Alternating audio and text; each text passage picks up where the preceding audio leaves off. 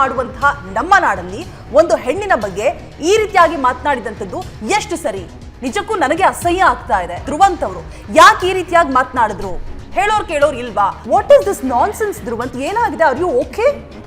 ಯತ್ರ ನಾರ್ಯಸ್ತು ಪೂಜಂತೆ ರಮಂತೆ ತತ್ರ ದೇವತಃ ಅಂತ ಕರಿತೀವಿ. ಇದನ್ನ ಓದೋದಕ್ಕೆ ನನಗೂ ಕೂಡ ಬೇಸರ ಆಗುತ್ತೆ. ಬೇಡವಾಗದೇ ಇರೋದನ್ನ ಕಟ್ ಮಾಡಿ ಬಿಸಾಕ್ತಾರೆ. Nobody is getting very fresh. Fresh or not, are you giving the certificates? ನಿಮ್ಗೆ ಏನಾದ್ರೂ ಸರ್ಕಾರನೋ ಅಥವಾ ಯಾವ್ದಾದ್ರು ಒಂದು ಅಥಾರಿಟಿನೋ ನಿಮ್ಗೆ ಸರ್ಟಿಫಿಕೇಟ್ ಕೊಟ್ಕೊಂಡು ಕೂತ್ಕೊಳ್ಳಪ್ಪ ಅಂತ ನಿಮ್ಗೇನು ಅಧಿಕಾರ ಕೊಟ್ಬಿಟ್ಟಿದಾರಾ?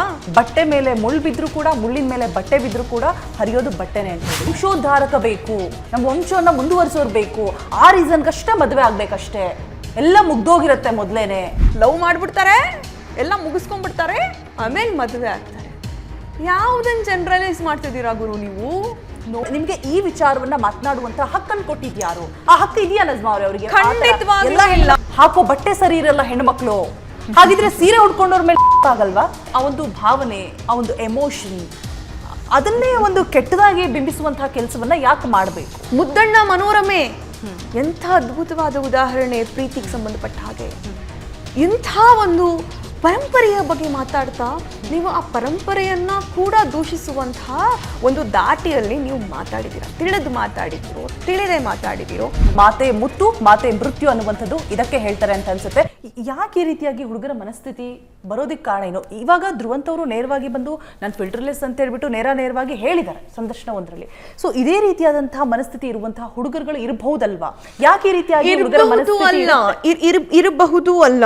ಹೆಣ್ಣು ಮಕ್ಕಳ ಬಗ್ಗೆ ಈ ತರ ನೆಗೆಟಿವ್ ಮನಸ್ಥಿತಿಗಳು ಯಾರಿಗಿದೆ ಅಂಥವರೇ ಹೆಚ್ಚು ಈ ಕ್ರೈಮ್ಸ್ಗಳಲ್ಲಿ ಭಾಗಿಯಾಗೋದು. ನೀವು ಇವಾಗ ನೋಡಿ, ನಾನು ತುಂಬಾ ಜನರ ಜೊತೆ ಮಾತಾಡಿ ಯಾಕಪ್ಪ ಹೊಡಿತೀಯಾ ಅಂತಂದ್ರೆ ಅವನ ಹತ್ರ ಏನೂ ಪ್ರೂಫ್ ಇರಲ್ಲ. ಹೆಂಡತಿ ಫೋನ್ ಯೂಸ್ ಮಾಡ್ತಾಳೆ, ಅವಳು ಯಾಕೆ ಯೂಸ್ ಮಾಡಬೇಕು, ಅದಕ್ಕೆ ಹೊಡೆದ್ಬಿಟ್ಟೆ. ಓಕೆ, ಫೋನ್ ಯೂಸ್ ಮಾಡೋದು ಅವಳು ಕುಟುಂಬದವ್ರ ಜೊತೆ ಮಾತಾಡ್ತಿರ್ತಾಳೆ, ತಾಯಿ ತಂಗಿ, ಅಕ್ಕ. It's a basic need. ಅನುಮಾನ, ಗುಮಾನಿ, ಈ ಹುಳ ತಲೆಯಲ್ಲಿ ಕೂತ್ಕೊಂಡ್ಬಿಟ್ಟಿರುತ್ತೆ. ಅವ್ರ ಅಪ್ಬ್ರಿಂಗಿಂಗ್ ಹಂಗಿರುತ್ತೆ, ಅವ್ರ ಸಮಾಜ ಅದನ್ನ ಹೇಳ್ಕೊಡ್ತಿರುತ್ತೆ. ಸಮಾಜದಲ್ಲಿ ಸುತ್ತಮುತ್ತ ಸ್ನೇಹಿತರ ವಲಯ ಇವೆಲ್ಲ ಸೈಕಾಲಜಿಕಲಿ ಅವ್ರ ಮೇಲೆ ಪ್ರಭಾವ ಬೀರ್ತಾ ಇರುತ್ತೆ. ಆ ಪ್ರಭಾವದ ಕಾರಣದಿಂದಾಗ ಅವ್ರು ಏನ್ ಮಾಡ್ತಾರೆ, ಎಲ್ಲ ಹೆಣ್ಣುಗಳನ್ನ ಕೆಟ್ಟವರು, ಅನುಮಾನ, ಈ ಭಾವನೆಗಳಿಂದ ನೋಡ್ತಾ ಇರ್ತಾರೆ. ಜೊತೆಗೆ ಅಥವಾ ಇನ್ನೂ ಒಂದು ಕಾರಣ ಆಗಿರ್ಬೋದು, ಈಗ ಯಾರಾದ್ರೂ ಇಂಡಿವಿಜುವಲ್ ಪರ್ಸನ್ ಅವರು ಯಾವ್ದಾದ್ರೂ ಹೆಣ್ಮಗಳ ಜೊತೆಗೆ ಈ ತರ ಕೆಟ್ಟದಾಗಿ ಒಮ್ಮೆ ನಡ್ಕೊಂಡಿದ್ರೆ ಹೆಬಿಚುವಲಿ ಅದಾದ ನಂತರ ಯಾವ ಹೆಣ್ಣನ್ನು ನೋಡಿದಾಗ್ಲೂ ಕೂಡ ಅವ್ರಿಗೆ ಅದೇ ಫೀಲಿಂಗ್ ಬರ್ತಾ ಇರುತ್ತೆ. ಯಾವುದೋ ಒಂದು ವಾಕಿಂಗ್ ಪ್ಲೇಸ್ ಅಲ್ಲಿ, ಕಾಮನ್ ವಾಕಿಂಗ್ ಪ್ಲೇಸ್ ಅಲ್ಲಿ ಯಾವುದೋ ಒಂದು ಹೆಣ್ಣಿನ ಜೊತೆ ಹಿಂಗ್ ಕೆಟ್ಟದಾಗ ನಡ್ಕೊಂಡಿರ್ತಾರೆ. ಇವ್ರೇನ್ ಕೆಟ್ಟದಾಗ ನಡ್ಕೊಂಡ್ರು ಕೂಡ ಅವ್ರು ಸುಮ್ಮನೆ ಇರೋದು, ಆ ತರದ್ ಏನಾದ್ರೂ ಒಂದು ಮ್ಯೂಚುವಲ್ ಆಗಿರುತ್ತೆ. ಅದಾದ ನಂತರ ಯಾವ ಹೆಣ್ಮಗಳನ್ನ ನೋಡಿದ್ರು ಕೂಡ ಅವ್ರಿಗೆ ಅದೇ ತರದ ಭಾವನೆಗಳು ಬರ್ತಾ ಹೋಗುತ್ತೆ. ಸೊ ಅದಕ್ಕೆ ಆ ತರದ ಭಾವನೆಗಳು ಬೆಳೆಯೋದಕ್ಕೆ ಧ್ರುವಂತ್ ಮಾತಾಡಿರ್ಬೋದು. ಆದ್ರೆ ಇದೇನ್ ಫಸ್ಟ್ ಅಲ್ಲ ಈ ತರ ಮಾತುಗಳು ಬಂದಿರೋದು.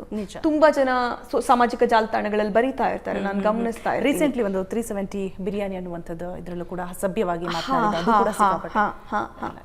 ಸೊ ಆ ತರಹದ ಇನ್ಸಿಡೆಂಟ್ಸ್ ಇವತ್ತು ಎಲ್ಲ ಫಿಂಗರ್ ಟಿಪ್ ಅಲ್ಲಿದೆ ರೋಜಾ.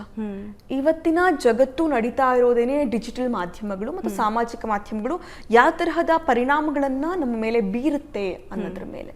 ಸೊ ಇಲ್ಲಿ ಯಾರೋ ಒಬ್ಬ ರೈಸ್ ಮಾಡ್ತಾನೆ ಒಂದು ಇಶ್ಯೂನ, ಏನೋ ಒಂದು ಬರೀತಾನೆ, ಅದರಿಂದ ಇವರು ಪ್ರಭಾವಿತರಾಗ್ತಾ ಹೋಗ್ತಾರೆ, ಒಪಿನಿಯನ್ ಬಿಲ್ಡ್ ಆಗ್ತಾ ಹೋಗುತ್ತೆ. ಅದ್ರಲ್ಲಿ ನೀವು ಎಷ್ಟ್ರ ಮಟ್ಟಿಗೆ ಅವ್ರು ಮುಳುಗ್ ಹೋಗ್ತಾರೆ ಅಂದ್ರೆ, ನಮ್ಮನೇಲೆ ಇರೋ ನಮ್ಮ ತಾಯಿ ತಂಗಿ ಅಕ್ಕ ಎಷ್ಟು ಸಂಭಾವಿತರಾಗಿ ಬದುಕ್ತಿದ್ದಾರೆ ಇದನ್ನ ಮರ್ತೇ ಹೋಗುವಷ್ಟು ಅವರು ಆ ಕಲ್ಪನಾ ಲೋಕದೊಳಗಡೆ ನುಗ್ಬಿಡ್ತಾರೆ. ಯಾವುದನ್ನು ತೋರಿಸ್ತಾರೆ ಡಿಜಿಟಲ್ ಮಾಧ್ಯಮಗಳಲ್ಲಿ ಅಥವಾ ಸಾಮಾಜಿಕ ಜಾಲತಾಣಗಳಲ್ಲಿ ಯಾವುದನ್ನು ತೋರಿಸ್ತಾರೆ, ಸೆಲೆಕ್ಟೆಡ್ ವಿಷಯಗಳನ್ನ ಹಾಕಿರ್ತಾರೆ. ಆ ವಿಷಯನ ಇವ್ರ ಮೈಂಡಲ್ಲಿ ತುಂಬಿಕೊಂಡು ನಾಲ್ಗೆನಲ್ಲಿ ಆ ಭಾಷೆ, ಆ ಚಿಂತನೆಯನ್ನ ಪ್ರಯೋಗ ಮಾಡ್ತಾರೆ.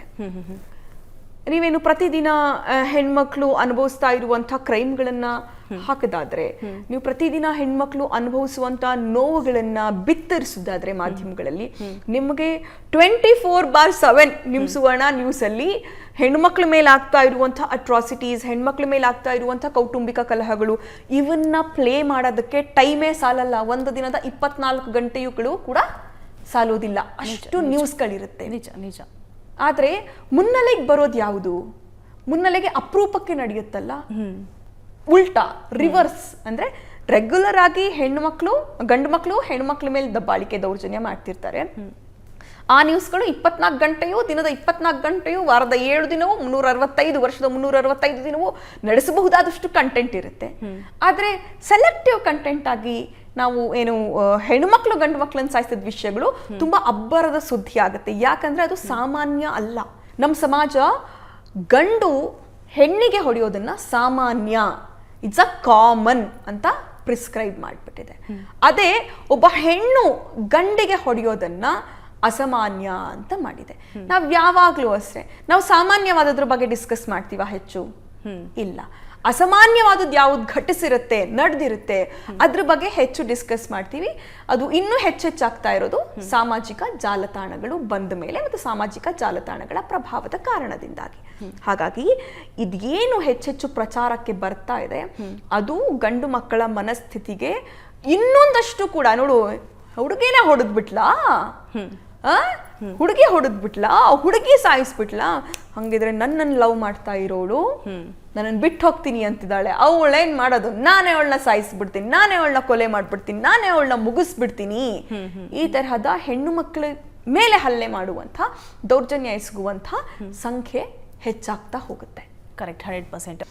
ಒಂದು ನಾನು ಏನನ್ನು ಹೇಳಕ್ ಇಷ್ಟಪಡ್ತೀನಿ ಕುಟುಂಬಗಳಿಗೆ ಅಥವಾ ತಾಯಂದ್ರಿಗೆ, ತಂದೆಗೆ ಏನು ಹೇಳಕ್ ಇಷ್ಟಪಡ್ತೀನಿ ಅಂದರೆ, ನಾವು ಮನೆಗಳಲ್ಲಿ ಇವತ್ತಿಗೂ ಕೂಡ ಹೆಣ್ಣು ಮಕ್ಳಿಗೆ ನೀನು ಹೇಗೆ ನಡ್ಕೊಳ್ಬೇಕು ಅನ್ನೋ ಪಾಠ ಮಾಡಕ್ ಹೊರಟಿದೀವಿ, ಧ್ರುವಂತ್ ಮಾಡಿದ ಹಾಗೆ. ಆದರೆ ಗಂಡು ಮಕ್ಕಳಿಗೆ ನೀನು ಹೆಣ್ಣನ್ನು ಹೇಗೆ ನೋಡಬೇಕು, ಹೆಣ್ಣನ್ನು ಹೇಗೆ ಗೌರವಿಸ್ಬೇಕು ಅನ್ನೋದನ್ನ ಹೇಳ್ಕೊಡೋ ಗೋಜಿಗೆ ಹೋಗ್ತಾನೆ ಇಲ್ಲ.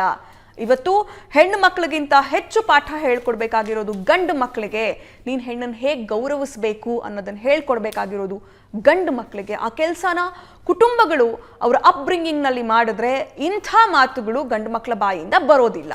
ಥ್ಯಾಂಕ್ ಯು ಸೋ ಮಚ್ ನಿಜ್ಮಾ, ಒಂದಷ್ಟು ವಿಚಾರಗಳ ಬಗ್ಗೆ ಮಾಹಿತಿಯನ್ನು ಹಂಚಿಕೊಂಡ್ರಿ. ಹಾಗೆ ಹುಡುಗರ ಮನಸ್ಥಿತಿ ಯಾವ ರೀತಿಯಾಗಿ ಇರುತ್ತೆ ಅನ್ನುವಂಥದ್ರ ಬಗ್ಗೆ ಕೂಡ ಅತ್ಯದ್ಭುತವಾದಂತಹ ಮಾಹಿತಿಯನ್ನು ಕೊಟ್ರಿ.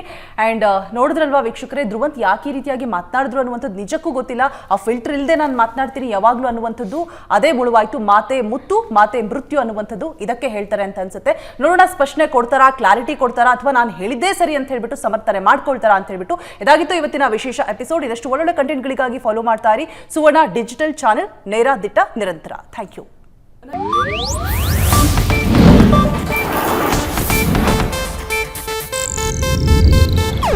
ಇದು ಏಷ್ಯಾನೆಟ್ ನ್ಯೂಸ್ ನೆಟ್ವರ್ಕ್ ಪ್ರಸ್ತುತಿ.